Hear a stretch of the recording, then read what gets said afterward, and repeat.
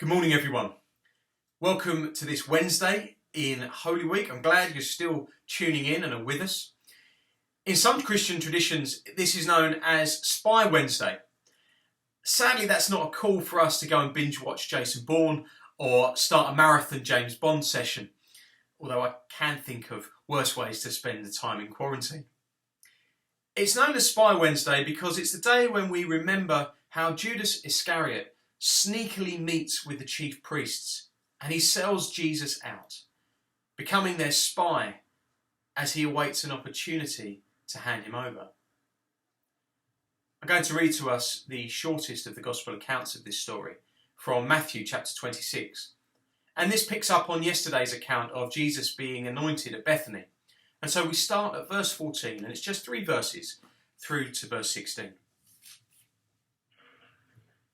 Then one of the 12, the one called Judas Iscariot, went to the chief priests and asked, "What are you willing to give me if I hand him over to you?" So they counted out for him 30 silver coins. From then on, Judas watched for an opportunity to hand Jesus over. Betrayal is a terrible thing. The scars it leaves are deep and long-lasting. When it comes to this act, Jesus is betrayed with a kiss. Love's great symbol, corrupted late one evening in a quiet garden outside Jerusalem.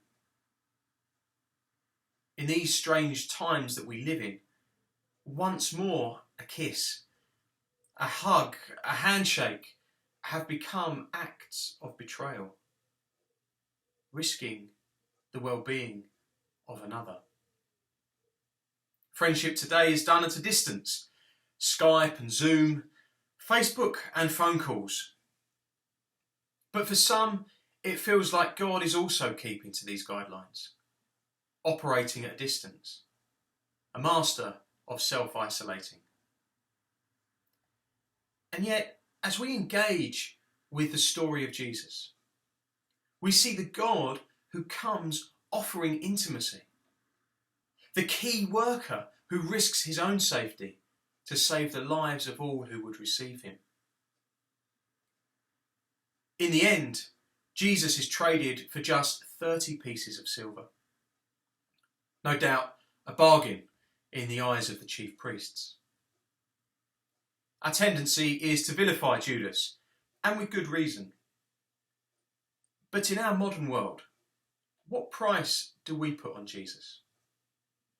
What are we willing to trade him for? The sad truth is that we trade Jesus all too often.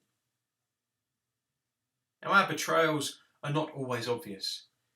Sometimes, like the disciple Peter, we fail to speak out for Christ, denying him or refusing him entry when his presence is the one thing that is needed. When around other believers, we may treat him as a friend, but when alone, our loyalty wavers, and instead we plump for people, possessions, or power. My encouragement for you today is to find a quiet space and to take your coins. Now, they could be silver coins if you have them. If you've only got a bunch of coppers lying around, use them. Count them in your hands. And as you do, examine your heart. Ask God to show you where you have traded Jesus. And then take the coins. Pass them back through your hands. And use each one as an opportunity to pause and say sorry to God. To seek Christ's forgiveness. If music is helpful to you in times of reflection and prayer, then I might suggest an old Celtic hymn that we used to sing sometimes when I was at college. It's called "Empty, Broken, Here I Stand," and the refrain says Kyrie eleison, Christe eleison, and it simply means Lord have mercy, Christ have mercy. May we echo the cries of Kyrie eleison as we seek God's forgiveness and restoration today. Tomorrow, I'll be doing something different to help us engage with Jesus' story. After a lot of reflection, I've decided to do a simple communion service at 8 o'clock to mark Maundy Thursday. And I invite you to join me, not here on YouTube, but to join me on Zoom as we share in that together. Now, you'll need a piece of bread and some wine or Ribena or something similar. And if you have one, a candle. I'll use the regular link that I've been using for our church midweek Zoom meetings. And if you'd like to join us and you're not a regular part of our church and you haven't got that link, just send me an email, peter@parkbaptist.church. Simple as that. There's no .coms or .co.uk's afterwards. It's peter@parkbaptist.church. And I will send you the Zoom link. May God bless you today, and may you know the cleansing power of his forgiveness and grace.